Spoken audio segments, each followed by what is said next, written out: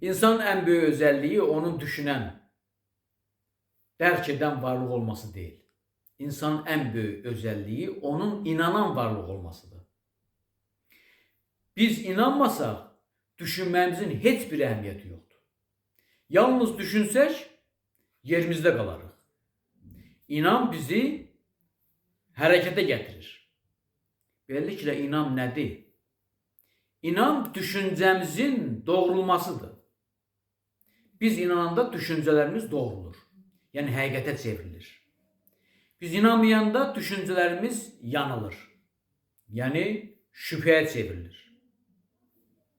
İnan bizim gerçəklikdə, gerçək yaşamımızda həqiqət axtarışımızdır. Biz dərk etdiyimiz, düşündüyümüz və inandığımız hər şeydə həqiqəti axtarırıq. Ancaq tapa bilmirik. Çünki gerçəklikdə həqiqət yoxdur. Gerçəkdə həqiqət yoxdur, biz isə həqiqət axtarırıq. Çünki inanmamızın məqsədi budur. Belə olan halda insan, gerçəklikdə həqiqət tapmayan insan məcbur olub gerçəkdən qıraqda həqiqət axtarışına çıxır. Yəni həqiqətini gerçəkdən qıraqda axtarır. Özündən qıraqda axtarır. Çünki gerçəkdəki həqiqət nisbidir, ötəridir, sonludur, keçicidir, nöqsanlıdır, yarımçıqdır, öləridir və bu nöqsanlı, yarımçıq həqiqət insanı təmin etmir və ona görə də insan öz həqiqətini gerçəkdən qıraqda axtarmağa məcbur olur. Gerçəkdən qıraqda həqiqət axtarmaq üçünsə insan hökmən özü üçün ideal yaratmalıdır və o idealını yaratmaq istəyir və yaradır. İdealı da öz düşüncəsində, idrakında yaradır. Həmin ideal vasitəsilə həqiqətini tapmış olur. Özünün həqiqətə münasibətini və həqiqətin özünə münasibətini müəyyən eləyir. Beləliklə, məsələn, dində bu ideal Allah sayılır.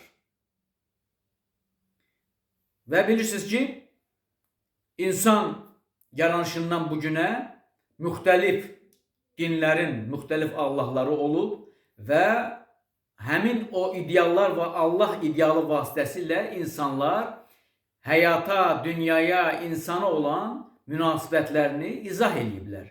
Həmin ideal vasitəsilə dünyada özlərinin həqiqəti olan münasibətini ifadə ediblər. Və deyim ki, ideal yarandığı kimi həm də yoxa çıxa bilir. Hər bir idealın, ən ali səviyyədə yaradılan idealın, yəni Allah səviyyəsində yaradılan idealın belə yarandığı kimi yox olma hadisəsi də olur. Məsələn, tutaq ki, qədim Misirdə insanlar 2000-dən çox Allaha inanırdılar. Qədim Yunanıstanda 100-dən çox Allah vardı və onlar sonradan yoxa çıxdılar. Niyə? Çünki ideallar insan inkişafı qarşısında insanın tələblərini yerinə yetirə bilmədilər və gücdən düşdülər. O zaman insan məcbur olub yeni ideallar yaratdı.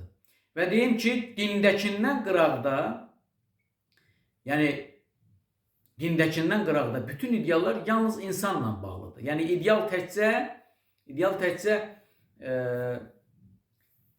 insandan qıraqda olan varlıqla bağlı deyil. Yəni məsələn, dində də ideal var, siyasətdə də ideal var, elmdə də ideal var, sənətdə də ideal var və s. Bu ideallar vasitəsilə insan özünün gerçəkdə və gerçəkdən qıraqda öz həqiqətə münasibətini müəyyən edir. Bir ölçü yaradır özünə qarşı. Həmin ölçü əsasında öz yaşamını qurur. Beləliklə, insan həyatı gerçəkliyi dərk etməklə onu təsəvvür etmək arasında cəryan eləyən bir zamandır.